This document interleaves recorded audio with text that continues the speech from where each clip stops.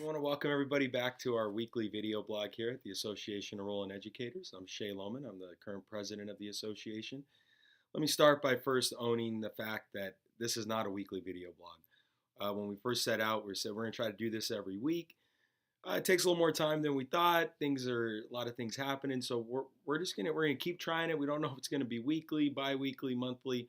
But again, we're using the video as another tool to reach out to our members, let them know what's going on, and kind of helping you guys stay informed.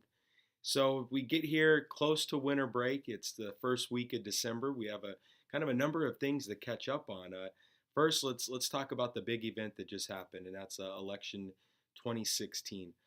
First off, Proposition 55 passed. So thank you for everybody who first started off over the even last school year signing the petitions to get Prop 55 put on the ballot. It was there. Thank you for everybody that did the work of making phone calls, walking neighborhoods. Proposition 55 passed. It keeps a revenue stream continuing to come to our school district. But keep in mind, this is not going to open up new money. It just prevents cuts from happening. So it's not like we have this new influx of funds coming. It maintains our current level. So thank you for that. Next big election item, we have a change in for our state senator. Senator Bob Huff, a longtime state senator for SD 29, he termed out. There was a big race between Republican Ling Ling Chang, it was a big pro-district of choice person, and Democrat Josh Newman. In a very big upset, Josh Newman squeaked out a victory in that race. And in fact, today he's up there on December 5th getting sworn in as our new state senator. So hopefully, that'll give us some new leadership in our area. We are reaching out to Senator Newman and talking to him about the importance of stopping district of choice, and we look forward to continue to update you on that matter. Then, of course, the big story of Donald Trump being elected president of the United States. Wow. Let's just talk education for a second. This is going to be one of the, I guess you could say, scariest times when it comes to public education over the next few years. Let's start with just the Supreme Court nominations in terms of who will be put on the Supreme Court in terms of our labor rights, collective bargaining rights. Remember, we just won the case CTA versus Friedrichs, which kept our union active, kept it strong. That case will go back probably before the court in some other way. But then we look at who he's appointing. Secretary of Education Betsy Devos, who is a big pro-charter advocate, very anti-public education. There's a link to an article about Betsy Devos. It'll be in our newsletter, and it's also at the bottom of this video here. So you can get a little taste of that. But I'm sure we'll have much more to talk about in coming weeks and months about Donald Trump. We look at other big issues going on in our school district, bargaining. We are actually ready to start bargaining again. Our first official bargaining date is set for January 26th. Our bargaining team has been prepping and been training. We are using a new style at the bargaining table. It's an interest-based approach.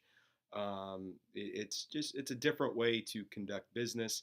We had a very successful bargaining cycle last year with the district, and so we're going to engage in this style of bargaining. So we've been undergoing training for that. You will see a survey go out over winter break with information on kind of details about things you guys would like to see in bargaining. And then our first official date is January 26th. If you're at the school board meeting next week, December 13th, we will be sunshining, which is an official kind of step that we take in terms of notifying the public that we intend to bargain. So that's coming up. But as we wrap up, prepare for this session of bargaining, we still have some matters to take care of from the last session. So we're looking at pay dates. For a lot of you are thinking, when are we going to be getting different payment dates? So I put up here has a memo that has different dates that different items will be paid out. The big thing is the 6% off schedule payment. So that's 6% of your pay. That's going to come out on February 28th. But also take a look at other pay dates for elementary and middle school instructional minutes, combination classes, class size, and so forth. So take a look at that memo. And then the next big thing is calendar. So I know a lot of us have been talking about calendar. A lot of different versions have gone out.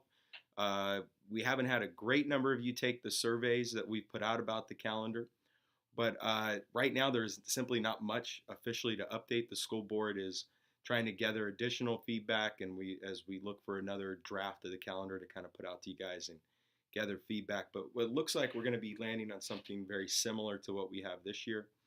But we do have to add 3 additional student free days for professional development. But some things look for sure. It looks like we will be keeping the 3 weeks of winter break. It does look like we are going to be adding a week at Thanksgiving, quite possibly as well. Again, that's still something that the school board is taking a look at. But we've been getting a lot of really positive feedback on keeping that full week off at Thanksgiving. So to stay updated, stay tuned for more updates when it comes to our calendar. So thank you guys. I'm glad we're back here doing this video update again, video blog again. But feel free to make comments, share this, and then let's get the word out about it. Take care. Have a great one.